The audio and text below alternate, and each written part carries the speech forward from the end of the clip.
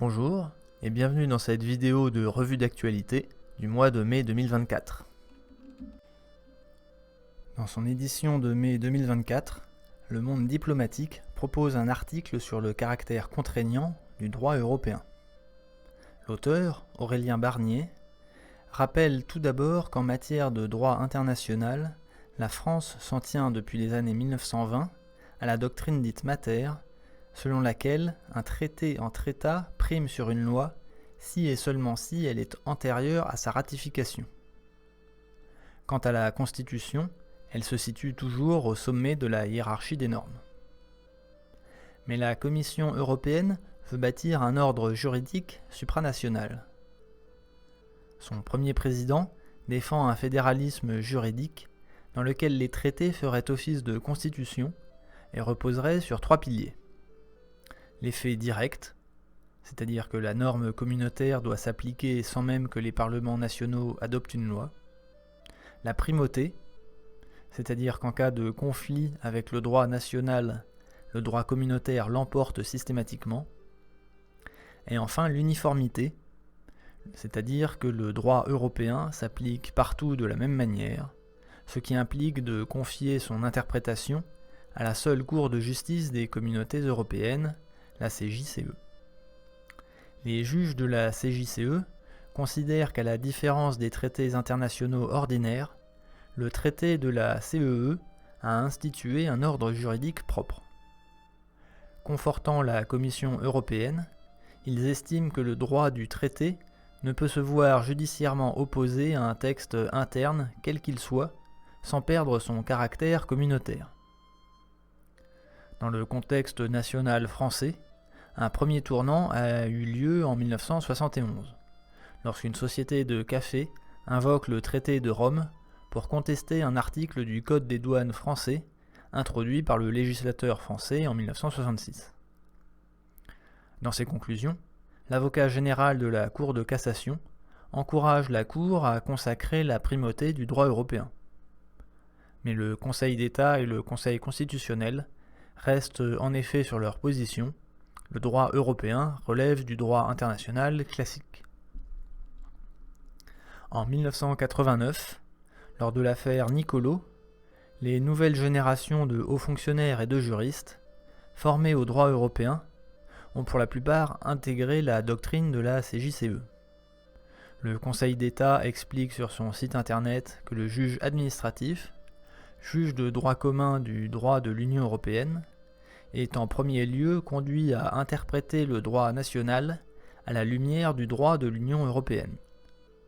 Le juge doit ainsi écarter l'application de la loi incompatible avec une norme européenne. Si un acte administratif repose sur une disposition législative contraire au droit de l'Union, il est dépourvu de base légale et annulé.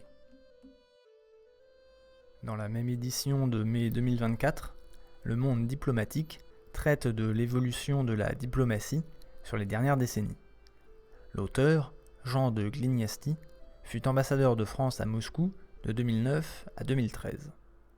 Il rappelle que le traité d'Helsinki, en 1975, marque le début de la fin de l'URSS. Sa légitimité idéologique allait s'estomper progressivement et sa puissance économique faiblir jusqu'à la chute du mur de Berlin.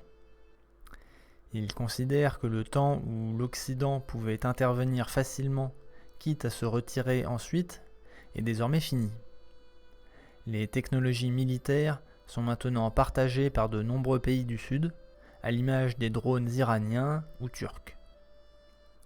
L'incrimination rapide du président russe Vladimir Poutine pour crime de guerre en Ukraine, alors que le procureur de la Cour pénale internationale, pourtant venu aux portes de Gaza, n'est pas sorti de son silence assourdissant, a conforté le sentiment que les valeurs occidentales sont à géométrie variable.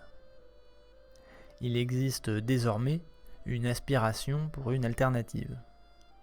Celle-ci est notamment rendue possible par le China International Payment System, qui constitue un substitut au mécanisme de paiement internationaux SWIFT. Par ailleurs, le groupe BRICS+, c'est-à-dire Brésil, Russie, Inde, Chine et Afrique du Sud, plus l'Égypte, les Émirats arabes unis, l'Éthiopie et l'Iran, représentent 27% du PIB mondial et travaillent à la création d'une devise spécifique. Dans ce contexte, au sud et dans les pays arabes en particulier, on peine à distinguer une singularité française, aux grand dames de nombreux diplomates spécialistes du Moyen-Orient qui se sont exprimés dans une note adressée à leur hiérarchie. Au moment où le monde se fragmente en pôles de puissance, Paris peine à trouver sa place. Tout se passe comme si l'invasion de l'Ukraine avait cristallisé sa diplomatie sur une position occidentaliste. Dans son édition de mai et juin 2024, la Revue des Deux Mondes publie un article de Pierre Schill, le chef d'état-major de l'armée de terre depuis 2021, sur l'état de l'armée française. L'auteur souligne d'abord que le paradigme des dernières décennies, qui polarise les missions de la défense entre la dissuasion nucléaire d'un côté et les missions de prévention ou de gestion de crise de l'autre, n'est plus aussi pertinent. Face aux défis de l'ère stratégique qui s'ouvre, que l'auteur compare aux bouleversements qui ont accompagné la fin du bloc soviétique en 1991, l'armée de terre a entamé une transformation profonde au service de l'ambition d'une France, puissance d'équilibre et d'entraînement. Les retours d'expérience des guerres actuelles vont à l'encontre d'un espoir qui était aussi une ambition portée depuis la fin de la Seconde Guerre mondiale. Marginaliser la guerre jusqu'à la rendre illégale. Cantonner les armées à la gestion de crise, écarter la violence. Le projet d'un nouvel ordre mondial, reposant sur la souveraineté des États, le droit international garanti par le Conseil de sécurité des Nations Unies et le règlement des différends par la négociation, est contesté. Il est présenté comme contingent et occidental, voire battu en brèche. Les nouvelles formes de conflictualité s'ajoutent aux anciennes sans les remplacer. La guerre électronique n'est pas exclusive de combats dans les tranchées. Les attaques cyber ne sont pas exclusives de duels d'artillerie. Les manipulations informelles de combats urbains maison par maison. Et les missiles hypervéloces de frappe de drones à bas coût. Aussi, Pierre Schill identifie 4 tendances des guerres récentes. Premièrement, l'emploi de nouveaux outils et de nouvelles méthodes. La mise en œuvre massive de drones, le déni de la supériorité aérienne depuis le sol, la guerre électronique et l'hybridation des moyens, mélange high-tech et low-cost. Deuxièmement, l'emploi de la haute technologie n'est pas exclusive d'affrontements qui relèvent des fondamentaux de la guerre au sol la plus classique. Combat en localité bâtiment par bâtiment, emploi massif des feux, utilisation des chars pour percer les lignes de front, minage et réalisation de tranchées. Troisièmement, le temps où l'on pouvait influer sur le cours de l'histoire avec 300 soldats est révolu. Il n'y a plus de petites guerres, même sur les théâtres africains et moyen-orientaux, tant l'usage de certaines technologies de pointe s'est répandu. Quatrièmement, l'arrière peut être la cible d'attaques matérielles ou immatérielles, campagnes de désinformation ou manipulation. Il est le lieu de la résilience, c'est là que la volonté tient. C'est là que l'on recrute et que l'on forme pour tenir dans la durée.